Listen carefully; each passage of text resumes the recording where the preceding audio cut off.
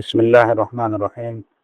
الحمد لله رب العالمين، وأصلي وأسلم على أشرف الأنبياء والمرسلين نبينا محمد وعلى آله وأصحابه ومن تبعهم بإحسان إلى يوم الدين وسلم تسليما كثيرا.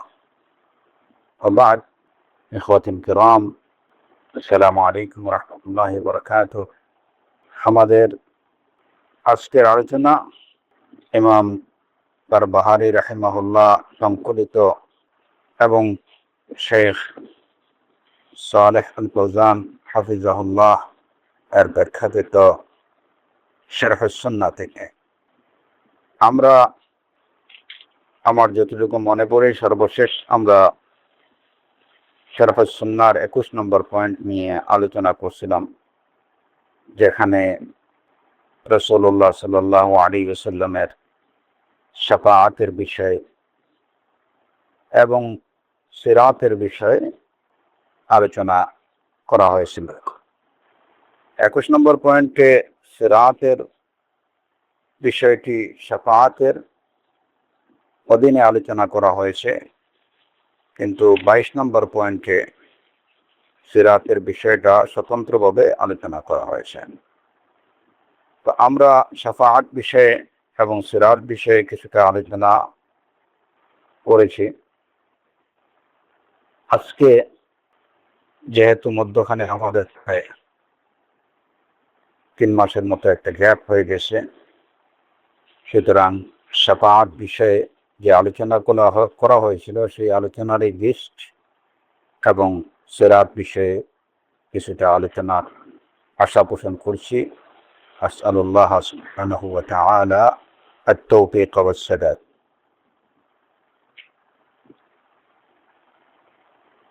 শাফাআত বিষয়ে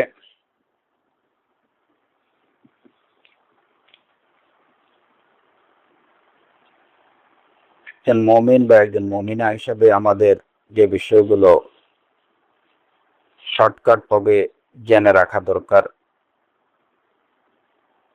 সেগুলো হচ্ছে যে প্রথমত শাফাআত বলতে আমরা কি বুঝি। যদি এই বিষয়গুলো আমি ইতিমধ্যে আলোচনা করেছি, কিন্তু আজকে আপনাদের আবার পুনরায় সে বিষয়গুলো স্মরণ করে দেওয়ার জন্যই জিনিসগুলো আবারও বলছি। শাফাআত বলতে সাধারণত আবেদনী করতে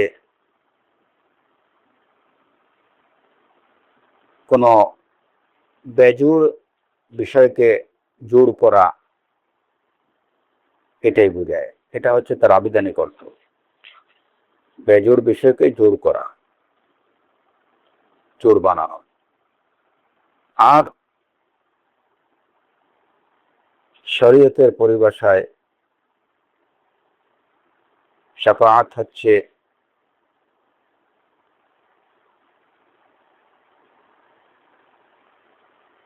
অন্যের কোনো উপকার করার জন্য কিংবা অন্যের কোনো অনিষ্ট দূর করার জন্য মধ্যস্থতা করা, সুপারিশ করা।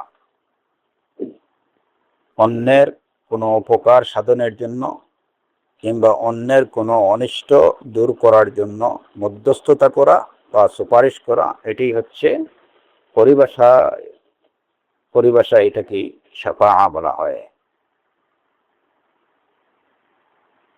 তো আবিধানিক অর্থের সাথে তার পরিভাষাগত অর্থের মিলটা কোন জায়গায়?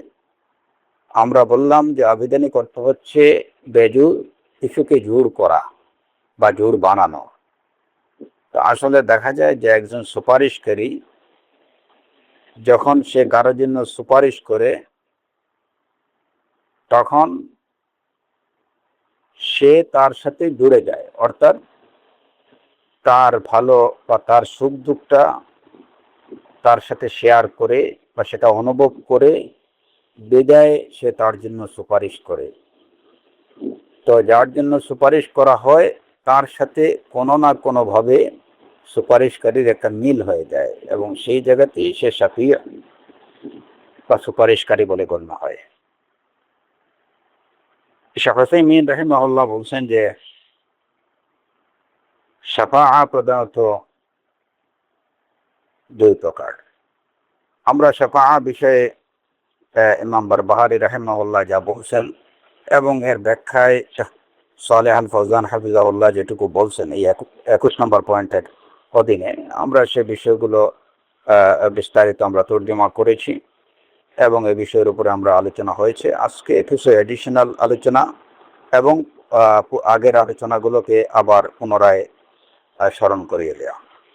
শাহ হুসাইমিন রাহিমাহুল্লাহ বলছেন যে শাফাআত প্রধানত এটা দুই প্রকার। একটা হচ্ছে শাফাআ বাতিলা আর একটা হচ্ছে শাফাআ সাহিহা। একটা হচ্ছে বাতিল শাফাআ আর একটা হচ্ছে সঠিক শাফাআ। শাফাআ বাতিলা যেটা হচ্ছে সেই শাফাআ যেটা মুশরিকরা করে থাকে তাদের দেবদেবীর কাছে, মূর্তির কাছে, প্রতিমার কাছে। তারা তাদের দেবদেবী, মূর্তি, প্রতিমা এগুলোকে পুজো করে এবং তারা বিশ্বাস করে যে এগুলো তাদের জন্য আল্লাহর কাছে সুপারিশ করবে। তাদের এই ভ্রান্ত ধারণা সম্পর্কে, এই শাফাআ সম্পর্কে কোরআনে কারীমে আল্লাহ আযজা ওয়া জাল্লা বলছেন, ওয়া ইয়াবুদুনা মিন দুনিল্লাহি মা লা ইয়াদুররুহুম ওয়া লা ইয়ানফাউহুম ওয়া ইয়াকুলুনা হাউলাই শুফাআউনা ইনদাল্লাহ। তারা আল্লাহ ব্যতীত এমন কিছুর ইবাদত করে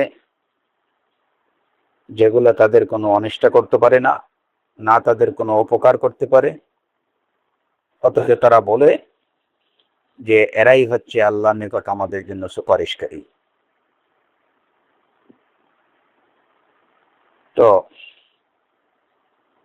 এই শাফাআত, তাদের এই শাফাআত, যে শাফাআতে তারা বিশ্বাস করে কাফের মুশরিকরা, দেবদেবীর পূজারীরা, তাদের এই শাফাআটা হচ্ছে বাতিলা।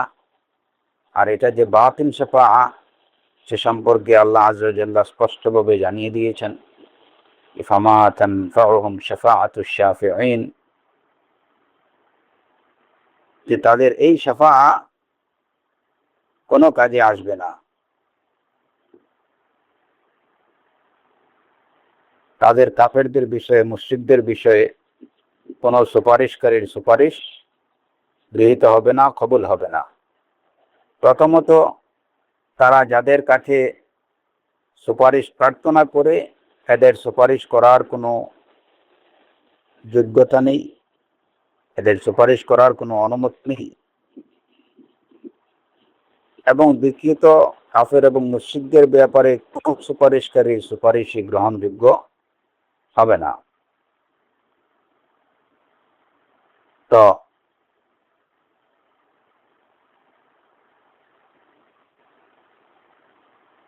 এটা হচ্ছে শাফাআ বাতিলা।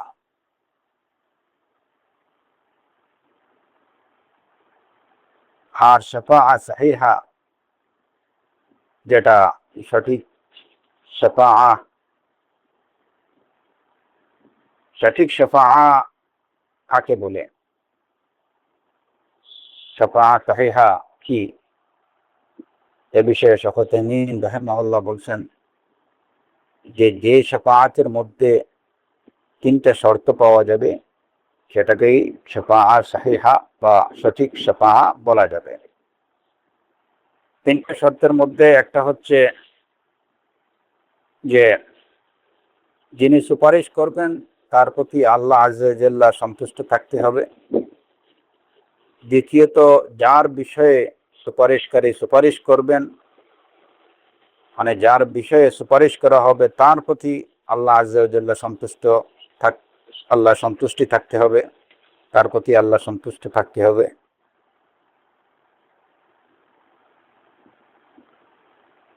এবং তৃতীয় শর্ত যেটা, যে সুপারিশকারীকে সুপারিশের অনুমতি দিতে হবে। আল্লাহ আযজা ওয়া জাল্লা যখন সুপারিশকারীকে সুপারিশের অনুমতি দেবেন এবং তখনই তিনি সুপারিশ করতে পারবেন। যদি আল্লাহর অনুমতি পাওয়া না যায় তাহলে কেউ, কোনো সুপারিশকারী তার কাছে সুপারিশ করতে পারবেন না এবং কারো জন্য কারো সুপারিশ গ্রহণযোগ্য হবে না। তো সুপারিশ বিশুদ্ধ হওয়া বা সঠিক হওয়ার জন্য এই তিনটা শর্ত থাকতে হবে। যিনি সুপারিশ করবেন তার প্রতি আল্লাহ সুবহানাহু ওয়া তাআলা সন্তুষ্ট থাকতে হবে। যার বিষয়ে সুপারিশ করবেন তার প্রতি আল্লাহ সন্তুষ্ট থাকতে হবে, এবং সুপারিশ করার জন্য আল্লাহর পক্ষ থেকে অনুমতি পেতে হবে। এই তিনটা বিষয় যদি পাওয়া যায় তাহলে সেটাই, এবং তখন যদি সুপারিশ করা হয় তাহলে সেই সুপারিশটাই তাই সুপারিশ হবে বলে গণ্য হবে। এখানে এই তিনটা শর্তের মধ্যে একটা শর্তের বিষয়ে একটুখানি কথা আছে। সেটা হচ্ছে দ্বিতীয় যে শর্তটা আমরা বললাম, যে যাদের ব্যাপারে সুপারিশ, যার বিষয়ে সুপারিশ করা হবে তার প্রতি আল্লাহ সুবহানাহু ওয়া তাআলা সন্তুষ্ট থাকতে হবে।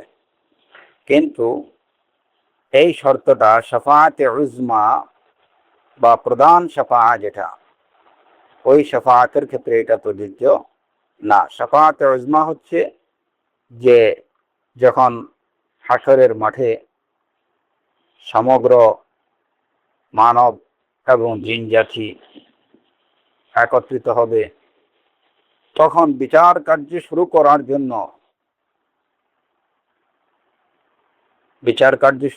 জন্য রাসূলুল্লাহ সাল্লাল্লাহু আলাইহি ওয়াসাল্লাম আল্লাহ সুবহানাহু ওয়া তাআলার কাছে যে সুপারিশ করবেন সেটা হবে সাধারণ সুপারিশ।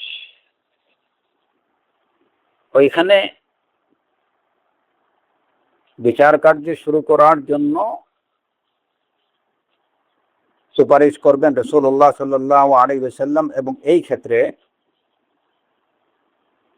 যাদের বিষয়ে, যেহেতু সমগ্র মানব জাতি জিন জাতির জন্যই এই সুপারিশ হবে, সুতরাং সেখানে এই যে দ্বিতীয় শর্তটা এই ক্ষেত্রে প্রযোজ্য না। এছাড়া অন্যান্য সকল ক্ষেত্রে সুপারিশের জন্য অবশ্যই এই তিনটা শর্ত পেতে হবে। সুপারিশকারীর প্রতি আল্লাহ সন্তুষ্ট থাকতে হবে, যার জন্য সুপারিশ করা হবে তার প্রতি আল্লাহ সুবহানাহু ওয়া তাআলা সন্তুষ্ট থাকতে হবে, এবং সুপারিশ করার জন্য আল্লাহর অনুমতি পেতে হবে। কিন্তু শাফাআতে উজমা বা প্রধান শাফাআ, যেটা সাধারণ শাফাআ, সুপারিশ করা হবে, সেই ক্ষেত্রে সেটার জন্য যাদের জন্য সুপারিশ করা হচ্ছে তাদের প্রতি আল্লাহ সন্তুষ্টির থাকার প্রয়োজন নেই। সেখানে অন্য দুটি শর্ত থাকবে। যিনি সুপারিশ করবেন তার প্রতি আল্লাহ সুবহানাহু ওয়া তাআলা সন্তুষ্টি থাকতে হবে। সেখানে রাসূলুল্লাহ সাল্লাল্লাহু আলাইহি ওয়াসাল্লাম সুপারিশ করবেন আল্লাহর দরবারে, আল্লাহ সুবহানাহু ওয়া তাআলা অবশ্যই তার রাসূলের প্রতি পরিপূর্ণরূপে সন্তুষ্ট। এবং তৃতীয় যে শর্তটা, যে সুপারিশ করার জন্য আল্লাহর অনুমতি পেতে হবে, শাফাআতে উজমা রাসূলুল্লাহ সাল্লাল্লাহু আলাইহি ওয়াসাল্লাম তখনই করবেন যখন আল্লাহ আযজা ওয়া জাল্লা তাকে এই সুপারিশ করার অনুমতি দেবেন। তো এই যে তিনটা শর্ত সাধারণত সুপারিশ সঠিক হওয়ার জন্য, এই বিষয়গুলা কোরআনে কারীম দ্বারা প্রমাণিত। যেমন সূরাতুন নাজমে আল্লাহ আযজা ওয়া জাল্লা বলছেন, ওয়া কাম মিন মালাকিন ফিস সামাওয়াতি লা তুগনি শাফাআতুহুম শাইআন ইল্লা মিন বা'দি আন ইয়াযানাল্লাহু লিমান ইয়াশা'উ ওয়া ইয়ারদা।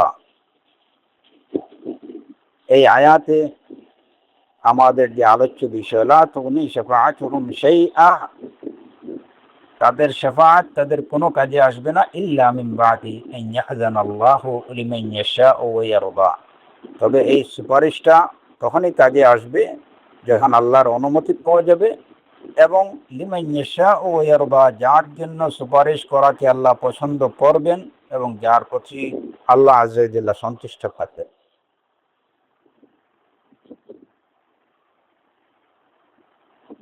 মিন বা'দি আন ইয়াযানাল্লাহ, আল্লাহর অনুমতি পাওয়ার পরে সুপারিশ কাজ দেবে,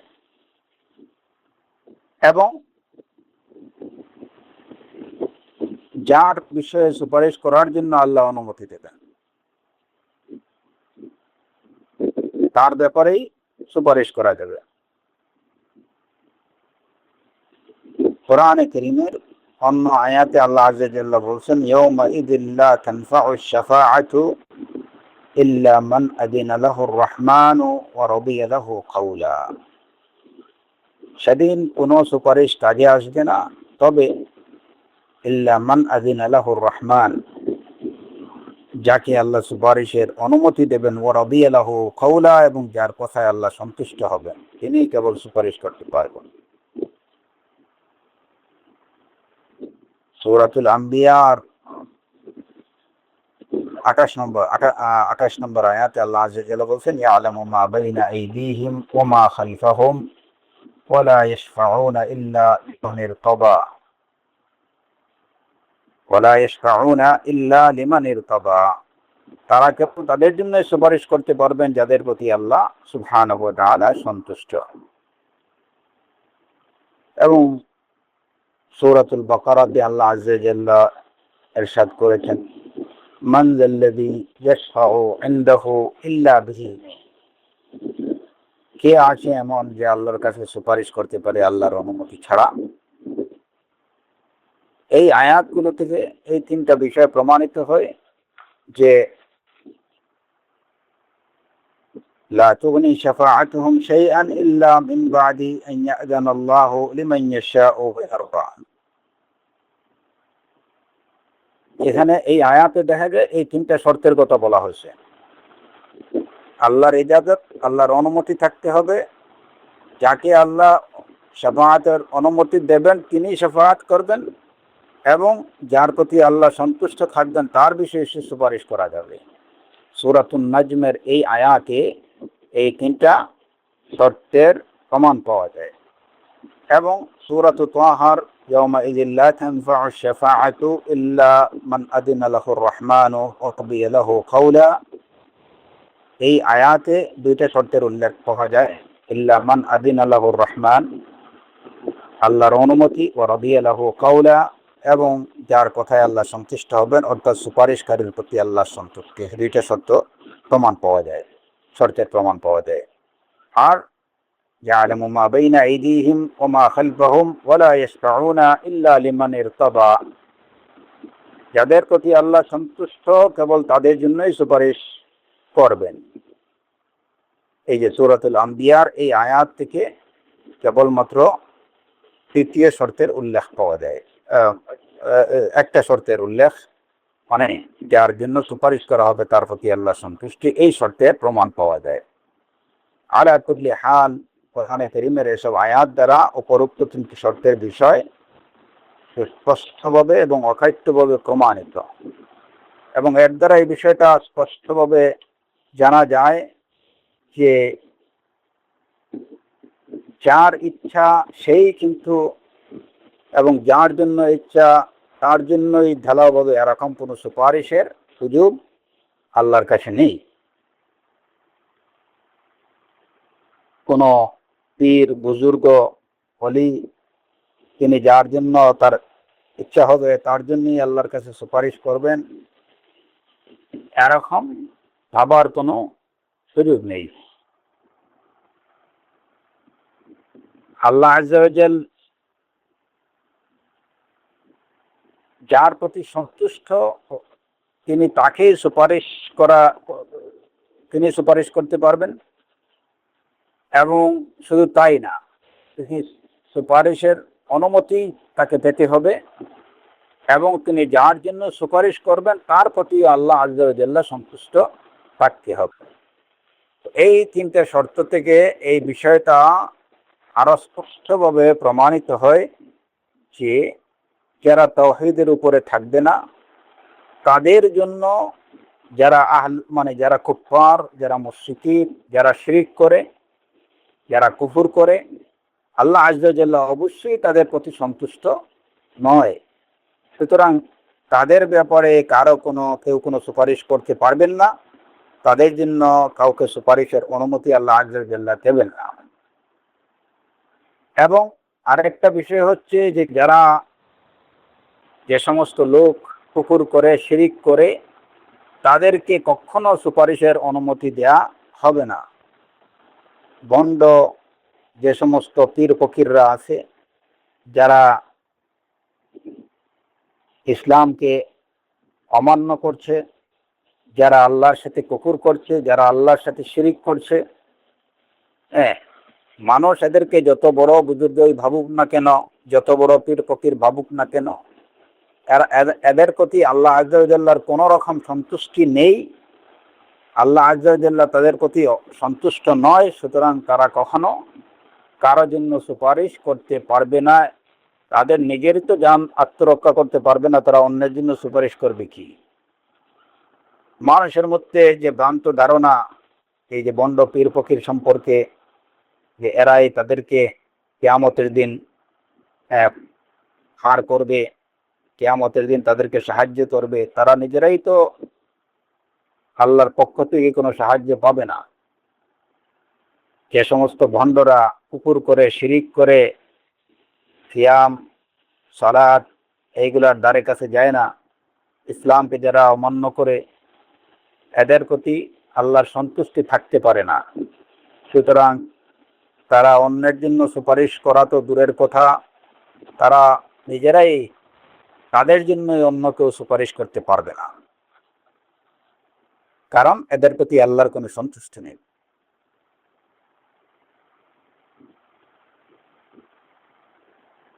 এই দুইটা বিষয় শাফাআতের এই তিনটা শর্ত থেকে স্পষ্টভাবে প্রমাণিত হয়।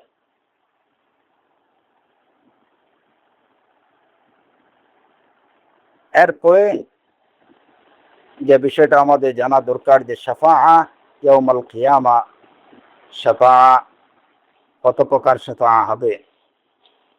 প্রধানত শাফাআ হবে তিন প্রকার। একটা হচ্ছে আশ-শাফাআতুল উযমা। আশ-শাফাআতুল উযমা এটা হচ্ছে যে ময়দানে মাহশরে বিচার কার্য শুরু করার জন্য আমাদের নবী মুহাম্মদুর রাসূলুল্লাহ সাল্লাল্লাহু আলাইহি ওয়া আলা আলিহি ওয়া সাহবিহি ওয়া সাল্লাম তিনি আল্লাহর নিকট সুপারিশ করবেন, এবং এটাই হবে শাফাআতুল উযমা। আল্লাহ আজ্জা ওয়া জাল্লা তার এই সুপারিশ কবুল করবেন, এবং এই সুপারিশ কবুল করার পরিপ্রেক্ষিতেই পরবর্তীতে বিচার কার্য শুরু করবেন। দ্বিতীয় শাফাআ হচ্ছে আহলুল জান্নাহ, যারা তারা যেন জান্নাতে প্রবেশ করতে পারেন, সেজন্য রাসূলুল্লাহ সাল্লাল্লাহু আলাইহি ওয়াসাল্লাম আল্লাহর নিকট সুপারিশ করবেন, যাতে করে জান্নাতবাসীরা জান্নাতে প্রবেশ করতে পারে। এবং এই দুইটা সুপারিশ কেবলমাত্র রাসূলুল্লাহ সাল্লাল্লাহু আলাইহি ওয়াসাল্লামের জন্যই সুনির্দিষ্ট। এই দুই সুপারিশ তার অন্য কেউ করতে পারবেন না, অন্য কোনো নবী রাসূল কেউ করতে পারবেন না। এটা কেবলমাত্র রাসূলুল্লাহ মুহাম্মদুর রাসূলুল্লাহ সাল্লাল্লাহু আলাইহি ওয়াসাল্লামের জন্যই নির্দিষ্ট, এবং তার এই মর্যাদাটাকেই বলা হয় মাকামে মাহমুদ। রাসূলুল্লাহ সাল্লাল্লাহু আলাইহি ওয়াসাল্লামের এই মর্যাদাটাকে আল্লাহর পক্ষ থেকে তিনি এই যে মর্যাদা লাভ করেছেন, এটাকেই বলা হয় মাকামে মাহমুদ, যেটা আমরা আযানের শেষে দোয়া করি, তার জন্য আতি মুহাম্মাদানিল ওয়াসিলাতা ওয়াল ফাদিলা ওয়া বা'আতহু মাকামান মাহমুদা আল্লাযী ওয়া'আদতা। কারণ এই দুইটা ক্ষেত্রে আহলুল জান্নাতরা যেন, জান্নাতবাসীরা যেন জান্নাতে প্রবেশ করতে পারেন, তারা হুট করেই জান্নাতে প্রবেশ করতে পারবেন না রাসূলুল্লাহ সাল্লাল্লাহু আলাইহি ওয়াসাল্লামের সুপারিশ ব্যতীত, আল্লাহর অনুমতিক্রমে রাসূলুল্লাহ সাল্লাল্লাহু আলাইহি ওয়াসাল্লামের সুপারিশ ব্যতীত। এবং প্রথম যেটা, যে বিচার কার্য ততক্ষণ পর্যন্ত শুরু হবে না যতক্ষণ পর্যন্ত না আল্লাহ আজ্জা ওয়া জাল্লার অনুমতি নিয়ে রাসূলুল্লাহ সাল্লাল্লাহু আলাইহি ওয়াসাল্লাম সুপারিশ করবে। এবং এই দুইটা সুপারিশের অধিকার কেবলমাত্র রাসূলুল্লাহ সাল্লাল্লাহু আলাইহি ওয়াসাল্লামের জন্যই সুনির্দিষ্ট, এবং এই মর্যাদাটাকেই বলা হয় মাকামে মাহমুদ। এই মাকামে মাহমুদের অধিকারী মুহাম্মদুর রাসূলুল্লাহ সাল্লাল্লাহু আলাইহি ওয়াসাল্লাম, অন্য কোনো নবী রাসূল নন। তো সেই দিক থেকে আমরা অবশ্যই আল্লাহ আজ্জা ওয়া জাল্লার শুকর আদা করি, এবং আমরা অবশ্যই গর্বিত যে মাকামে মাহমুদের অধিকারী রাসূলের উম্মত আমরা হতে পেরেছি। ফালিল্লাহিল হামদ।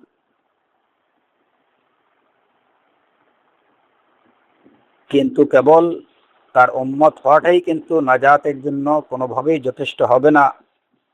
এবং এটা যে শেষ রসুলের উম্মত আমরা হয়েছি কিংবা আমাদের নবী মাকামে মাহমুদের অধিকারী বলেই আমরা পার পেয়ে যাব, এ ধরনের কোনো ভ্রান্ত আশা পোষণ যেন আমরা না করি। সেজন্যই আল্লাহ আযজা ওয়া জাল কোরআনে কারীমে এই আয়াতগুলোতে এই বিষয়টা জানিয়ে দিয়েছেন। এই তিনটা শর্তের কথা, মান যাল্লাযী ইয়াশফাউ ইনদাহু ইল্লা বিইজনিহি ওয়া লা ইয়াশফাউনা ইল্লা লিমান ইরতাদা লা তুগনি শাফাআতুহুম শাইআন ইল্লা মিন বা'দি আন ইয়া'যানাল্লাহু লিমান ইয়াশাউ ওয়া ইয়ারদা। এই আয়াতগুলোতে ওই বিষয়টাই জানিয়ে দেওয়া হয়েছে, যাতে করে কেউ এই ভ্রমের মধ্যে না পড়ে যে আমাদের রাসূল সাল্লাল্লাহু আলাইহি ওয়াসাল্লাম যেহেতু তিনি মাকামে মাহমুদের অধিকারী, সুতরাং তার উম্মত হিসাবে আমরা এমনিতেই পার পেয়ে যাব। এরকম ভ্রান্ত আশা পোষণের কোনো অবকাশ নেই। এই পথ রুদ্ধ করে দেওয়া হয়েছে, আল্লাহ আযজা এই পথ রুদ্ধ করে দিচ্ছেন। অবশ্যই আমাদের কিছু বৈশিষ্ট্য আছে এবং সেই বৈশিষ্ট্যগুলোর মধ্যে যেমন একটা হচ্ছে যে আমরা যদিও শেষ উম্মত, কিন্তু আমাদের বিচার কার্য শুরু হবে সবার আগে। তার মানে ময়দানে মাহশরে অন্য উম্মতের তুলনায় আমাদের কম সময় দাঁড়াতে হবে। এবং এছাড়াও আরো বিশেষ কিছু বৈশিষ্ট্যের অধিকারী হব আমরা। কিন্তু নাজাতের বিষয়টা এটা অবশ্যই এর উপরে নির্ভরশীল না যে আমরা মুহাম্মদুর রাসূলুল্লাহ সাল্লাল্লাহু আলাইহি ওয়াসাল্লামের উম্মত, এর উপরে নির্ভরশীল না। তো শাফাআত হচ্ছে প্রধানত এই তিন প্রকার। একটা হচ্ছে শাফাআত উজমা, দ্বিতীয় বিষয় হচ্ছে আহলুল জান্নাহ বা জান্নাত, সেই জন্য রাসূলুল্লাহ সাল্লাল্লাহু আলাইহি ওয়াসাল্লাম যে সুপারিশ করবেন তাদের জান্নাতে প্রবেশের জন্য। আর তৃতীয় শাফাআত হচ্ছে যারা জাহান্নামে নিপতিত হওয়ার যোগ্য, যারা জাহান্নামে নিপতিত হওয়ার যোগ্য তারা যেন জাহান্নামে নিপতিত না হয়, তাদের জন্য যে সুপারিশ করা হবে। কিংবা জাহান্নামে নিপতিত হয়েছে তারা যেন সেখান থেকে বেরিয়ে আসে, তাদের সেখান থেকে আল্লাহ আযজা ওয়া জাল্লা নাজাত দেন, তাদের জন্য যে সুপারিশ করা হবে সেটা হচ্ছে তৃতীয় প্রকার সুপারিশ। তা আমরা সুপারিশ শাফাআতকে এই তিন ভাগ অথবা চার ভাগে আমরা ভাগ করতে পারি। শাফাআত উজমা, জান্নাতবাসীর জান্নাতে প্রবেশের জন্য শাফাআত। তৃতীয় বিষয় হচ্ছে যে যারা শাস্তিযোগ্য অপরাধ করছে তারা যেন জাহান্নামে নিপতিত না হয়, তারা যেন শাস্তি না পায়, তাদেরকে শাস্তি থেকে যেখানে আল্লাহ আযজা ওয়া জাল্লা নিষ্কৃতি দেন, তার জন্য সুপারিশ। এবং চতুর্থ বিষয় হচ্ছে যে যারা তাদের কৃতকর্মের জন্য জাহান্নামে নিপতিত হয়েছে, আল্লাহ আযজা ওয়া জাল তাদেরকে যেন জাহান্নাম থেকে নিষ্কৃতি দেন, সেই সমস্ত মুওয়াহহিদিনদের জন্য। তো লাস্টের এই দুইটাকে আমরা একটা হিসাবে বলতে পারি, আর যদি আমরা দুইটাকে পৃথক করি তাহলে সেখানে চারটা শাফাআত হবে।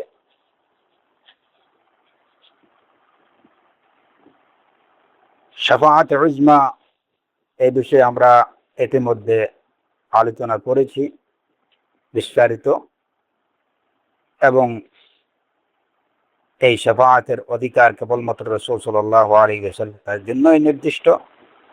আর দ্বিতীয় প্রকার শাফাআত যেটা আহলুল জান্নাতরা যেন জান্নাতে প্রবেশ করেন, এটাও রাসূলুল্লাহ সাল্লাল্লাহু আলাইহি ওয়াসাল্লামের জন্য নির্দিষ্ট।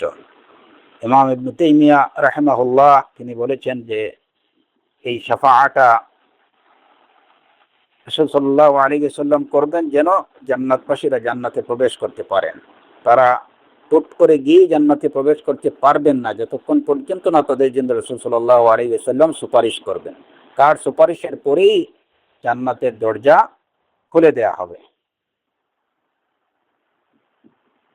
শাইখ উসাইমিন রাহিমাহুল্লাহ বলছেন যে আহলুল জান্নাতরা যখন সিরাত অতিক্রম করবেন, তখন তারা একটা কান্তারা মানে যেটা আরেকটা ছোট্ট একটা ব্রিজ, সেই ব্রিজে তারা অবস্থান করবেন।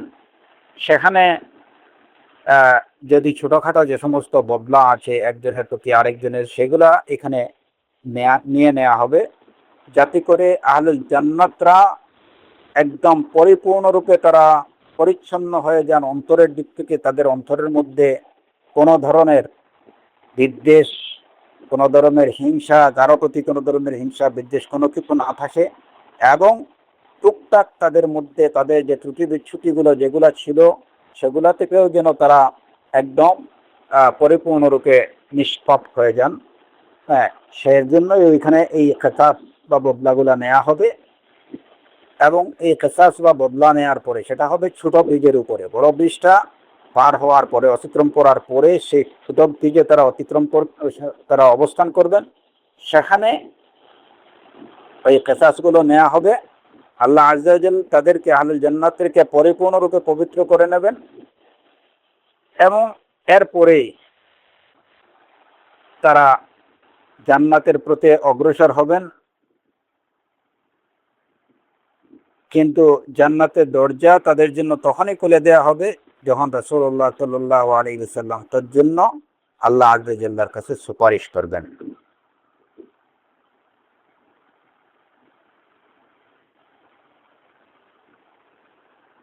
যেমন এ বিষয়ে এই সহিহ মুসলিমের হাদিস,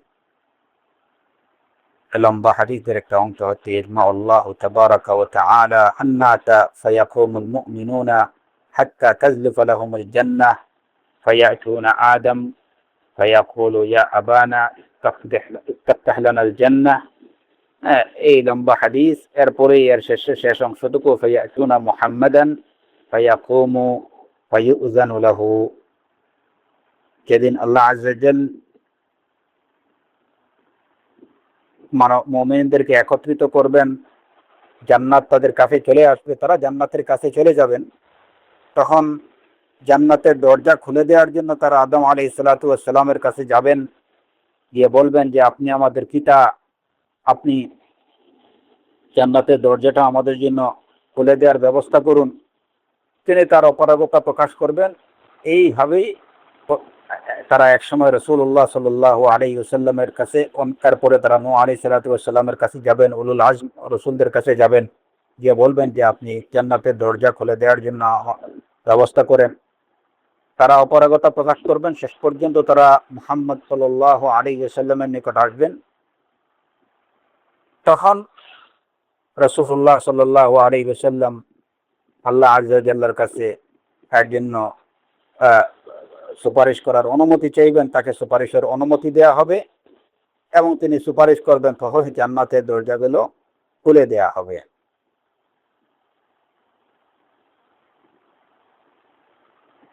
এবং আহলুল জান্নাতরা কখনই জান্নাতে প্রবেশ করবেন।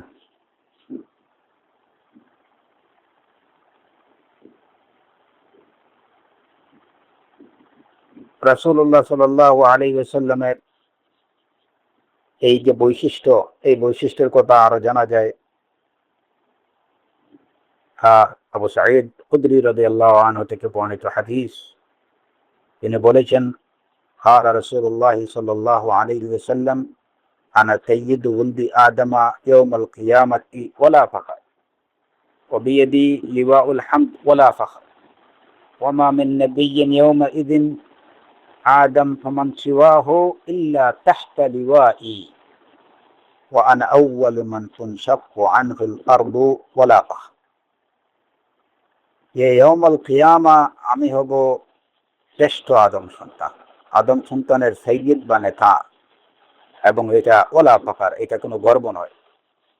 আমার কাছেই হামদের পতাকা থাকবে এবং এটা কোনো গর্ব নয়, আমি এটা অহংকার করছি না। ওমা মিন নাবিয়্যিন ইয়াওমাইযিন আদম ফামান সিওয়াহু ইল্লা তাহতা লিওয়াই। আদম সহ যত নবী থাকবেন সবাই আমার পতাকা তলে থাকবেন এবং আমি হব সর্বপ্রথম ব্যক্তি যার কবর সবার আগে ফাটবে এবং আমি সব আগে মাটি থেকে উঠব। তো এগুলা হচ্ছে রাসূলুল্লাহ সাল্লাল্লাহু আলাইহি ওয়াসাল্লামের বৈশিষ্ট্য। এবং এই হাদিস থেকে ইজমা আল্লাহু তাবারাকা ওয়া তাআলা আন-নাস فيقوم المؤمنون حتى تزلف لهم الجنة فيأتون آدم فيقول يا أبانا এবং ওই যে সর্বশেষ ফায়াতুনা মুহাম্মাদান ফায়াকুমু ফায়ুযানু লাহু। তাই মুসলিমের এই হাদিস থেকে তৃতীয় শাফাআত যেটা যে আহলুল জান্নাতরা জান্নাতে প্রবেশের জন্য রাসূলুল্লাহ সাল্লাল্লাহু আলাইহি ওয়াসাল্লাম সুপারিশ করবেন, এই শাফাআতের বিষয়ে এটা হচ্ছে প্রমাণ। তাই মুসলিমের বিশুদ্ধ হাদিস। এবং এছাড়া এ বিষয়ে আরো অনেকগুলো হাদিস আছে।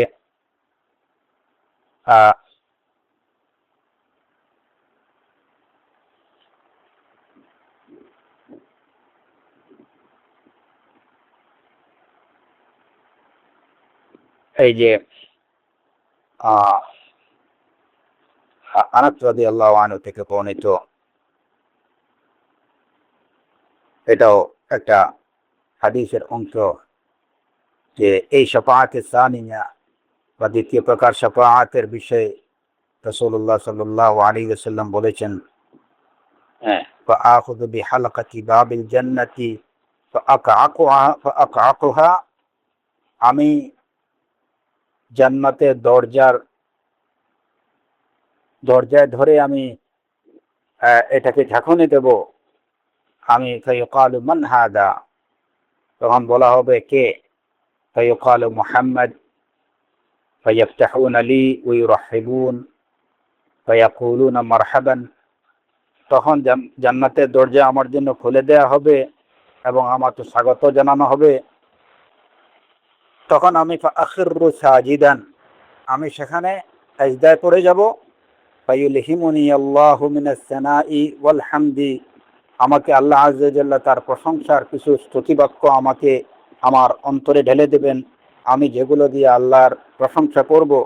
ফায়ুকালু লি, অতঃপর আমাকে আল্লাহ আযজা ওয়া জাল্লা বলবেন, ইরফা রাসাক সাল তু'তা ওয়াশফা তুশাফা ওয়া কুল ইউসমা লিকাউলিক, যে আপনি মাথা ওঠান, আপনি কি বলার বলেন, আপনি সুপারিশ করেন, আপনার সুপারিশ কবুল করা হবে, আপনি বলেন, আপনার কথা শোনা হবে। রাসূলুল্লাহ সাল্লাল্লাহু আলাইহি ওয়াসাল্লাম বলেন, ওয়াহু আল মাকামুল মাহমুদ আল্লাযী ক্বালা আল্লাহু তাআলা আতা আন ইয়াবআতাকা রাব্বুকা মাকামান মাহমুদা।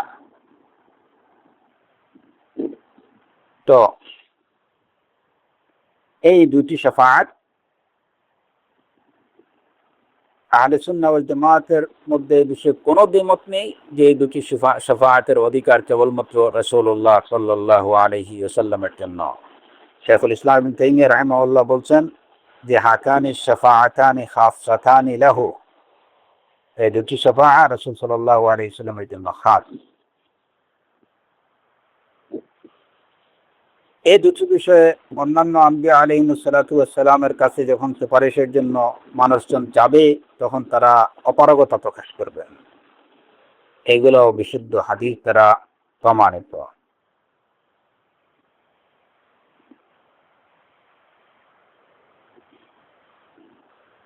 এবং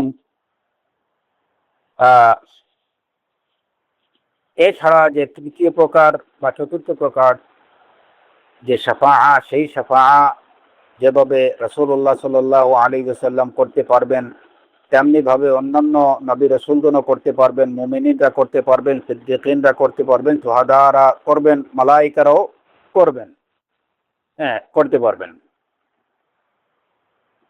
ওইগুলা অন্যরাও করতে পারবেন।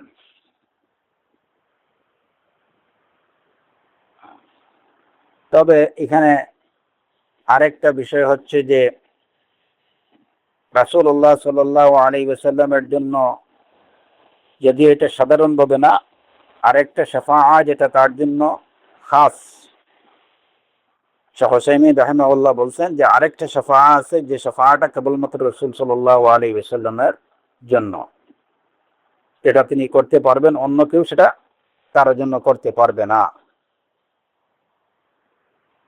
যেমন সেই শাফাআতটা হচ্ছে রাসূলুল্লাহ সাল্লাল্লাহু আলাইহি ওয়াসাল্লাম তার চাচা আবু তালিবের জন্য যে সুপারিশ করবেন। তো আবু তালিবের জন্য যদিও কাফেরের প্রতি আল্লাহ আযজা ওয়া জাল্লা সন্তুষ্ট না, এখানে এই বিষয়টা ভালো করে বুঝে নেওয়া দরকার যে আমরা শুরুতে বলেছি যে শাফাআত সহি হওয়ার জন্য তিনটা শর্ত পেতে হবে। যার জন্য, এর মধ্যে একটা হচ্ছে যার জন্য সুপারিশ করা হবে তার প্রতি আল্লাহ সুবহানাহু ওয়া তাআলা সন্তুষ্ট থাকতে হবে। এখন কাফিরের প্রতি, মুশরিকের প্রতি আল্লাহ আযজা ওয়া জাল্লা কোনোভাবেই সন্তুষ্ট নয়, সুতরাং তার ব্যাপারে কোনো সুপারিশ গ্রহণযোগ্য না।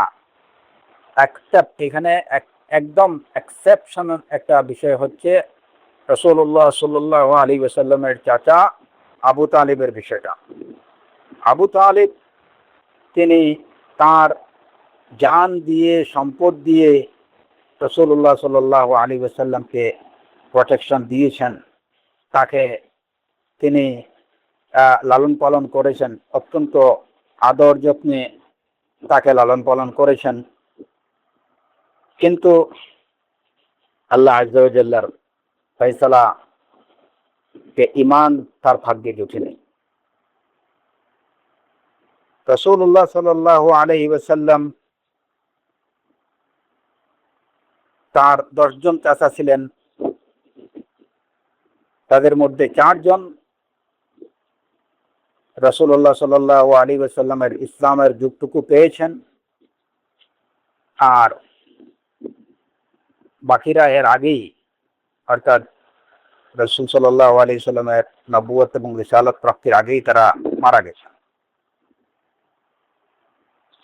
এই যে 4 জন রাসূল সাল্লাল্লাহু আলাইহি ওয়াসাল্লামকে পেয়েছেন, তার মধ্যে 2 জন ইসলাম গ্রহণ করেছেন আর 2 জন ইসলাম গ্রহণ করেননি।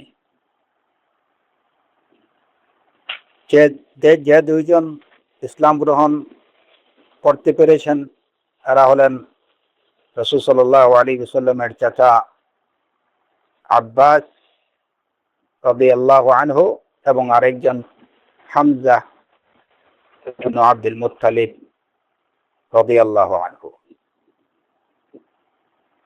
আর যে 2 জনের নসিবে, ভাগ্যে ঈমান জুটেনি, এদের একজন হলো আবু লাহাব আর আরেকজন হচ্ছেন তার চাচা আবু তালিব।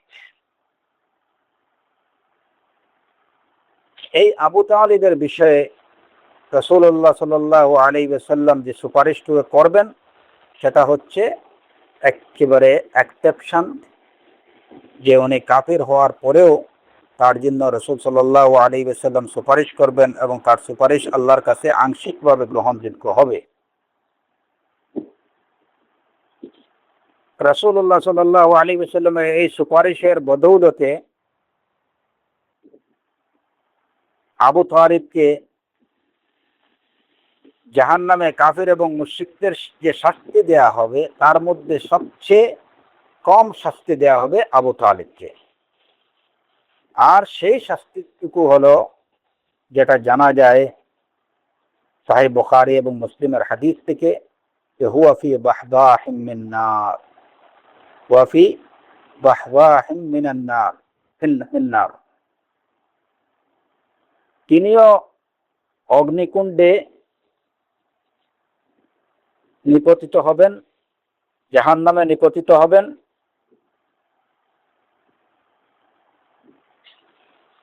এবং এই যে সর্বনিম্ন শাস্তিটুকুও তার জন্য যেটুকু হবে সেটা হচ্ছে যে তার পায়ের নিচে দিয়ে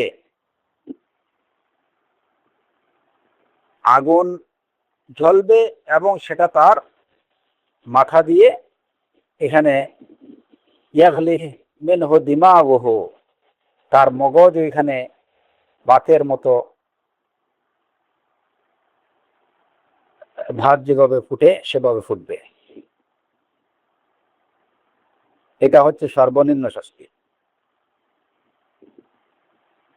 এই সর্বনিম্ন শাস্তি বা সেই জাহান্নামের সবচেয়ে কম শাস্তি, যেটা কাফফার এবং মুশরিকিনদের যে শাস্তি দেওয়া হবে সেই তুলনায় সবচেয়ে কম শাস্তি পাবেন আবু তালিব, এবং সেটা হচ্ছে রাসূলুল্লাহ সাল্লাল্লাহু আলাইহি ওয়াসাল্লামের সুপারিশের বদৌলতে। সহিহ বুখারী এবং মুসলিমের হাদিসে বিষয়টা স্পষ্ট।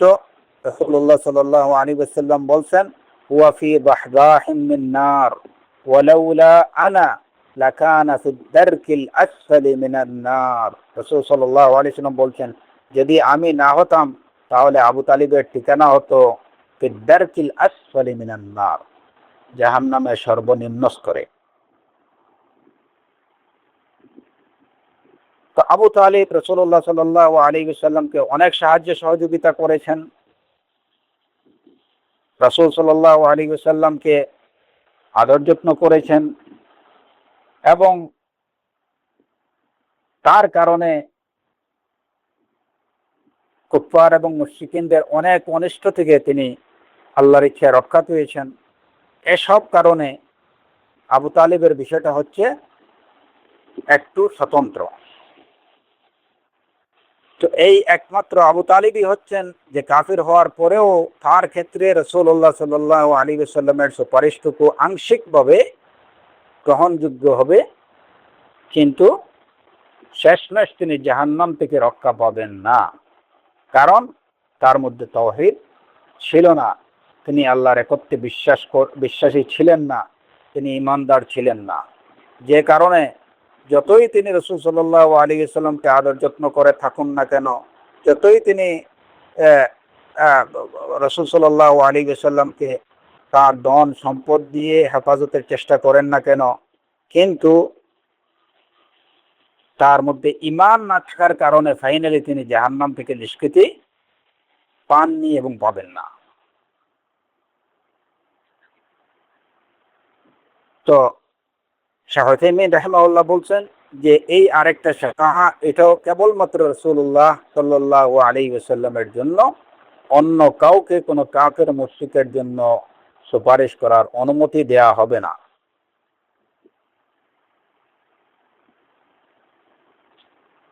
ফামা তানফাউহুম শাফাআতুশ শাফিঈন।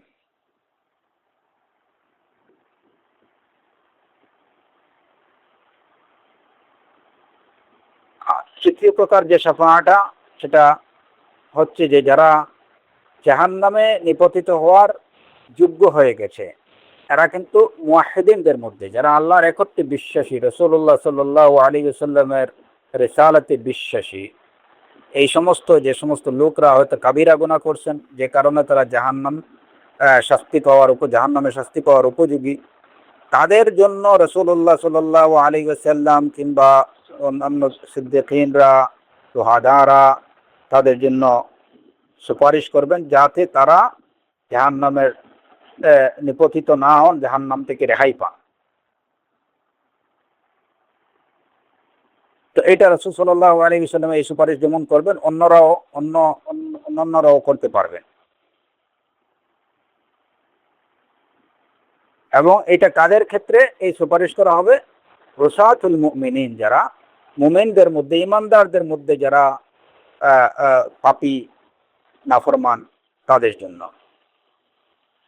এই তৃতীয় প্রকার, এটাকে যদি দুইবার ভাগ করা হয়, তাহলে একটা হচ্ছে যে উসাতদের মধ্যে যারা হয়তো জাহান্নামে এখনো নিপতিত হয়নি, উপক্রম, তাদের জন্য। আরেকটা হচ্ছে যে উসাতদের মধ্যে যারা জাহান্নামে নিপতিত হয়ে গেছে, যাদেরকে না জাহান্নামে নিক্ষেপ করা হয়েছে, তাদেরকে যেন সেখান থেকে জাহান্নাম থেকে বের করে দেওয়া হয়, তোর জন্য সুপারিশ। তো এইটা তৃতীয় প্রকারের অন্তর্ভুক্ত হতে পারে, আবার এটাকে আমরা আলাদাভাবেও বলতে পারি। তো এই দুই প্রকার সুপারিশ, এটা সাধারণ নবিয়্যিন, সিদ্দিকীন, শুহাদা, সালেহীন এরা করতে পারবেন। অন্যান্য নেককাররাও, অন্যান্য জান্নাতীরাও তাদের জন্য সুপারিশ করতে পারবেন, মালায়েকারা সুপারিশ করতে পারবেন। তো এই বিষয়ে যারা জাহান্নামে নিপতিত হয়েছে, তাদেরকে যেন আল্লাহ আযজা ওয়া জাল্লা সেখান থেকে বের করে দেন, এ বিষয়ে রাসূলুল্লাহ সাল্লাল্লাহু আলাইহি ওয়াসাল্লাম যে সুপারিশ করবেন, বিষয়টা জানা যায় সহিহ বুখারীর হাদিস থেকে। আনাস রাদিয়াল্লাহু আনহু থেকে বর্ণিত, রাসূল সাল্লাল্লাহু আলাইহি ওয়াসাল্লাম বলেছেন, সুম্মা আশফাউ ফায়ুহাদ্দু লি হাদ্দান ফাউখরিজু ফাউদখিলুহুমুল জান্নাহ। এরপরে আমি ওই সমস্ত লোকদের জন্য যারা জাহান্নামে, মুওয়াহ্হিদিন মুমিনদের মধ্যে যারা উসাত, যারা নাফরমান পাপী, যারা জাহান্নামে নিপতিত হয়েছে, তাদের জন্য আমি সুপারিশ করব আল্লাহর অনুমতি নিয়ে। তখন আমার জন্য একটা আমার জন্য বিষয়টা নির্ধারণ করে দেয়া হবে যে এতজনকে আপনি বের করে নিয়ে আসেন, আমি তাদেরকে সেই সংখ্যক লোককে জাহান্নাম থেকে বের করে নিয়ে আসবো, ফাউদখিলুহুমুল জান্নাহ, এবং তাদেরকে আমি জান্নাতে প্রবেশ করানোর ব্যবস্থা করব। আনাস ইবনে মালিক রাদিয়াল্লাহু আনহু থেকে বর্ণিত আরেকটি হাদিস, রাসূলুল্লাহ সাল্লাল্লাহু আলাইহি ওয়াসাল্লাম বলেছেন, ইয়াখরুজু মিনান নারি মান ক্বালা লা ইলাহা ইল্লাল্লাহ ওয়া কানা ফি কলবিহি মিনাল খাইরি মা ইয়াজিনু বুররাহ, সুম্মা ইয়াখরুজু মিনান নারি মান ক্বালা লা ইলাহা ইল্লাল্লাহ ওয়া কানা ফি কলবিহি মিনাল খাইরি মা ইয়াজিনু যাররাহ। জাহান্নাম থেকে বের হয়ে আসবে সেই সমস্ত লোক, শাস্তি পাওয়ার পরে সেই সমস্ত লোক, মান ক্বালা লা ইলাহা ইল্লাল্লাহ, যারা লা ইলাহা ইল্লাল্লাহ বলেছে, যাদের অন্তরে লা ইলাহা ইল্লাল্লাহ আছে, ওয়া কানা ফি কলবিহি মিনাল খাইর, যারা লা ইলাহা ইল্লাল্লাহ বলেছে এবং যাদের অন্তরের মধ্যে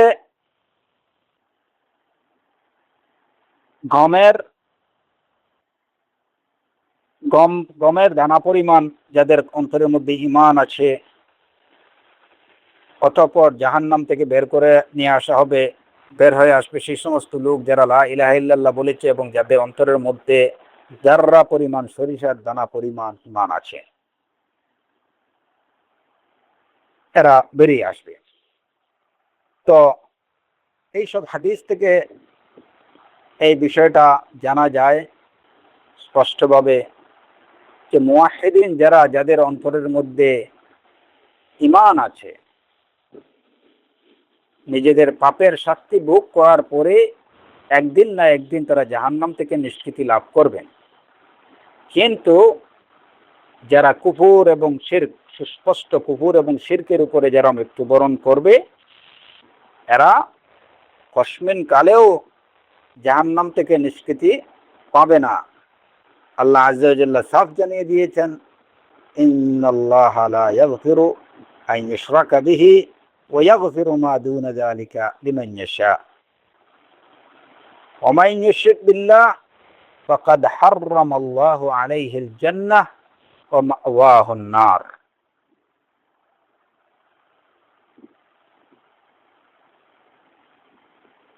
যারা যে আল্লাহর সাথে শিরিক করবে, আল্লাহ আযজা ওয়া জাল্লা তার জন্য জান্নাত চিরতরে হারাম করে দিয়ে, হাররামাল্লাহু আলাইহিল জান্নাহ ওয়া মাওয়াহুন নার, তার ঠিকানা হচ্ছে জাহান্নাম। ইন্নাল্লাহা লা ইয়াগফিরু আন ইউশরাকা বিহি, আল্লাহ আযজা ওয়া জাল্লা তার সাথে শিরকের পাপকে তিনি ক্ষমা করবেন না। আর এছাড়া অন্য যে সমস্ত গুনাহ আছে, তিনি যাকে ইচ্ছা তাকে ক্ষমা করে দিতে পারেন। তো এই যে আনাস ইবনে মালিক রাদিয়াল্লাহু আনহু থেকে বর্ণিত এই সমস্ত হাদিস দ্বারা জানা যায় যে উসাতুল মুমিনিন, যারা মুমিনদের মধ্যে যারা গুনাহগার, তারাও এক সময়, যাদের অন্তরে ঈমান আছে, বিন্দুমাত্র ঈমান যদি থাকে, তাহলে তারা এক সময় জাহান্নাম থেকে নাজাত পাবেন এবং তারা জান্নাতে প্রবেশ করবেন। সেটা রাসূলুল্লাহ সাল্লাল্লাহু আলাইহি ওয়াসাল্লামের সুপারিশের দ্বারা হতে পারে, মালায়েকাদের সুপারিশের দ্বারা হতে পারে, কিংবা তাদের সৎকর্মশীল আত্মীয় স্বজনের সুপারিশের দ্বারা হতে পারে, হ্যাঁ, কিংবা যদি কারো সুপারিশ না থাকে, আল্লাহ আযজা ওয়া জাল্লার রাহমাতে, আল্লাহর বিশেষ দয়ায় তারা জাহান্নাম থেকে নিষ্কৃতি পাবে। এটাও বিশুদ্ধ হাদিস দ্বারা প্রমাণিত। এবং আহলুস সুন্নাহ ওয়াল জামাত এই ঈমানই পোষণ করেন যে উসাতুল মুমিনিন যারা, তারা জাহান্নামে চিরস্থায়ী থাকবেন না, তারা জাহান্নাম থেকে বেরিয়ে আসবেন এবং তারা এক সময় না এক সময় তারা জান্নাতে প্রবেশ করবেন।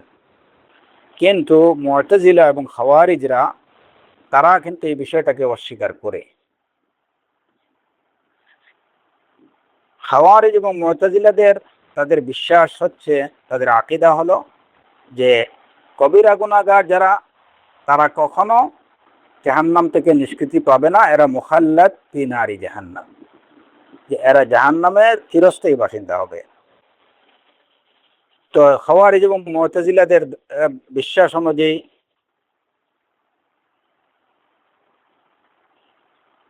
যারা যেমন যারা ব্যভিচার করে তাকেও তারা মুশরিকের মতো মনে করে, যারা চুরি করে তাদেরকেও মুশরিকের মতো মনে করে।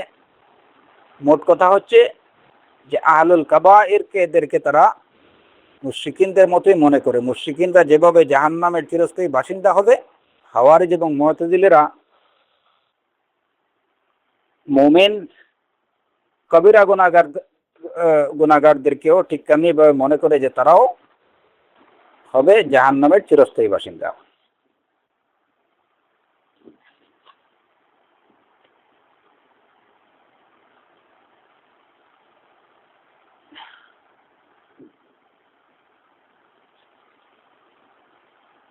তো মুমিনদের রাসূল সাল্লাল্লাহু আলাইহি এই সমস্ত আহলুস সুন্নাহ ওয়াল জামাতের আকীদা হলো যে এই উসাদদের বিষয়ে রাসূলুল্লাহ সাল্লাল্লাহু আলাইহি ওয়াসাল্লাম, অন্যান্য নবীরা, মালায়েকারা, সালেহিন, মুমিনিন যারা তারা সুপারিশ করবেন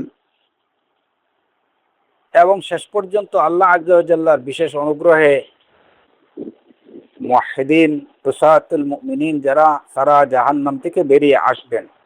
আবু সাঈদ খুদরী রাদিয়াল্লাহু আনহু থেকে বর্ণিত হাদিস, রাসূলুল্লাহ সাল্লাল্লাহু আলাইহি ওয়াসাল্লাম বলেছেন, ফায়াশফাউন নাবিয়্যুন ওয়াল মালায়েকাতু ওয়াল মুমিনুন ফায়াকুলুল জাব্বার বাকিয়াত শাফাআতি ফায়াকবিদুল্লাহু তাআলা কাবযাতাম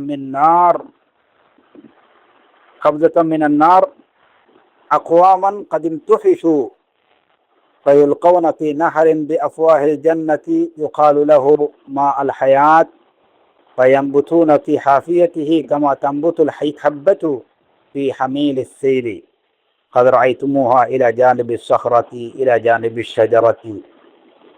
এই যে হাদিস সহিহ বুখারী এবং মুসলিমের হাদিস, এখানে রাসূলুল্লাহ সাল্লাল্লাহু আলাইহি ওয়াসাল্লাম বলেছেন এই সমস্ত লোকদের বিষয়ে, ওয়াসাদদের বিষয়ে, আহলুল কাবায়েরদের বিষয়ে যারা জাহান্নামে তাদের গুনাহের কারণে নিপতিত হবে কিন্তু তারা মুওয়াহহিদ।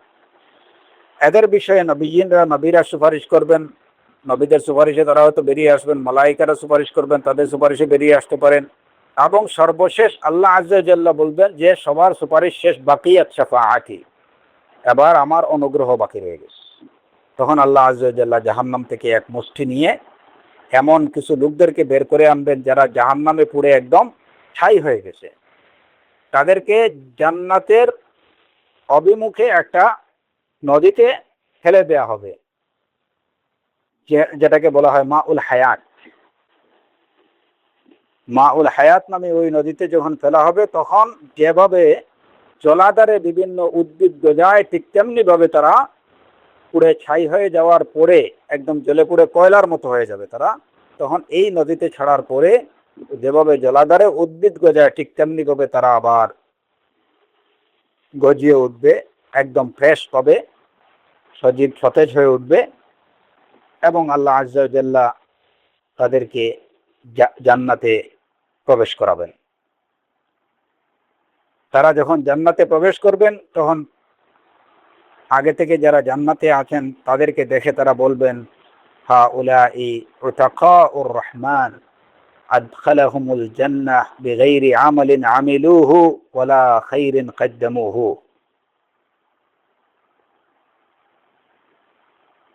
যারা হচ্ছে আল্লাহর আযাবকৃত লোক, আল্লাহ আযজা ওয়া জাল্লা তাদেরকে, তারা কোনো নেক আমল করেনি, কোনো ভালো কাজ তারা করেনি, এত সত্ত্বেও আল্লাহ আযজা ওয়া জাল্লা তাদেরকে জান্নাতে দিচ্ছেন তার বিশেষ অনুগ্রহে। এই বিশেষ অনুগ্রহটার কারণ হচ্ছে যে তাদের অন্তরে কি আছে, তাওহীদের ছিটে ফিটে হলেও তাওহীদ আছে তাদের মধ্যে থাকার কারণেই আল্লাহ আযজা ওয়া জাল্লা তাদেরকে কি করবেন, এই অনুগ্রহ করবেন।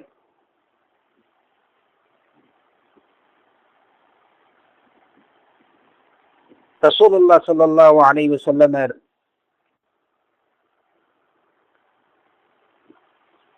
শাফাআত বা সুপারিশের দ্বারা সবচেয়ে বেশি সৌভাগ্য কারা বেশি অর্জন করবে, এ বিষয়ে আবু হুরায়রা রাদিয়াল্লাহু আনহু থেকে বর্ণিত একটি হাদিস, সহিহ বুখারীর হাদিস, তিনি বলেন যে আমি একদা রাসূল সাল্লাল্লাহু আলাইহি ওয়াসাল্লামকে বললাম, ইয়া রাসূলুল্লাহ, মান আসআদুন নাসি বিশাফাআতিকা ইয়াউমাল কিয়ামাহ, যে কিয়ামতের দিন আপনার সুপারিশের দ্বারা কে বা কারা সবচেয়ে বেশি সৌভাগ্যবান হবে। তো আবু হুরায়রা রাদিয়াল্লাহু আনহু যখন রাসূল সাল্লাল্লাহু আলাইহি সাল্লামকে এই প্রশ্ন করলেন, এই বিষয়টা জানতে চাইলেন, রাসূল সাল্লাল্লাহু আলাইহি সাল্লাম আবু হুরায়রাকে বললেন, লাকাদ জানানতু ইয়া আবা হুরায়রা আল্লা ইয়াসআলানি আন হাযাল হাদীস আহাদুন আউওয়ালা মিনকা লিমা রাআইতু মিন হিরসিকা আলাল হাদীস। রাসূল সাল্লাল্লাহু আলাইহি সাল্লাম বললেন যে আবু হুরায়রা, আমার মনে হয়েছে যে এই বিষয় সম্পর্কে সর্বাগ্রে তুমি আমাকে জিজ্ঞেস করবে, কারণ হাদিসের প্রতি, আমার কথাগুলোর প্রতি তোমার যে আগ্রহ, সেই আগ্রহের ভিত্তিতেই আমি মনে করছি যে এ বিষয়ে যদি কেউ আমাকে জিজ্ঞেস করে কোনো কিছু, তাহলে তুমি সর্বপ্রথম হবে সেই ব্যক্তি, যে ব্যক্তি আমাকে এই বিষয়ে জিজ্ঞেস করবে। এবং সত্যি তাই হলো যে তুমি আমাকে জিজ্ঞেস করলে, মান আসআদুন নাসি বিশাফাআতিকা ইয়াউমাল কিয়ামা ইয়া রাসূলুল্লাহ। এরপর রাসূল সাল্লাল্লাহু আলাইহি ওয়াসাল্লাম তার প্রশ্নের উত্তর জবাব দিয়ে বললেন, আসআদুন নাসি বিশাফাআতি ইয়াউমাল কিয়ামাতি মান ক্বালা লা ইলাহা ইল্লাল্লাহ খালিসাম মিন কিবালি নাফসিহি। কিয়ামতের দিন আমার শাফাআতের সবচেয়ে বেশি সৌভাগ্যবান হবে সেই ব্যক্তি, আমার শাফাআত লাভে সৌভাগ্যবান হবে সবচেয়ে বেশি সেই ব্যক্তি যে খালিসাম মিন কিবালি নাফসিহি, তার অন্তর থেকে একনিষ্ঠভাবে খালিসভাবে যে লা ইলাহা ইল্লাল্লাহ বলবে। খালিসভাবে লা ইলাহা ইল্লাল্লাহ বলা এর অর্থ কি? যে লা ইলাহা ইল্লাল্লাহ অন্তর থেকে বলবে এবং লা ইলাহা ইল্লাল্লাহর মুক্তাবা অনুযায়ী, এই তাওহীদের শাহাদার মুক্তাদা অনুযায়ী যে আমল করবে, যার কথা, কাজ এবং অন্তরের মিল থাকবে। মুখে যখন সে বলবে লা ইলাহা ইল্লাল্লাহ, সে অন্তরেও তার এই বিষয়টাকে সে বিশ্বাস করবে যে লা ইলাহা ইল্লাল্লাহ, আর আমল দ্বারা যে প্রমাণ করবে যে লা ইলাহা ইল্লাল্লাহ, এই লোকটি সবচেয়ে বেশি রাসূলুল্লাহ সাল্লাল্লাহু আলাইহি ওয়াসাল্লামের শাফাআতের বা সুপারিশের দ্বারা সৌভাগ্যবান হবে। আসআদুন নাসি বিশাফাআতি ইয়াউমাল কিয়ামাতি মান ক্বালা লা ইলাহা ইল্লাল্লাহ খালিসাম মিন কিবালি নাফসিহি। রাসূলুল্লাহ সাল্লাল্লাহু আলাইহি ওয়াসাল্লামের এই শাফাআ লাভের জন্য, তার শাফাআ লাভের সৌভাগ্য অর্জনের জন্য অবশ্যই খালিসাম মিন কিবালি নাফসি, এই যে কথাটা, এটা হচ্ছে সবচেয়ে ইম্পর্টেন্ট বিষয়। আমাদের যেটা মনে রাখতে হবে যে আমি শুধু মুখে লা ইলাহা ইল্লাল্লাহ বললাম, 1000 বার তাকবীর জপ করলাম বা 10,000 বার বললাম, 1,00,000 বার লা ইলাহা ইল্লাল্লাহ করলাম, এটা আমার কোনো কাজে আসবে না যদি এটা খালিসাম মিন কলবি না হয়, এটা যদি আমার অন্তর থেকে খালিসভাবে যদি না হয়। আর খালিসের অর্থটা কি?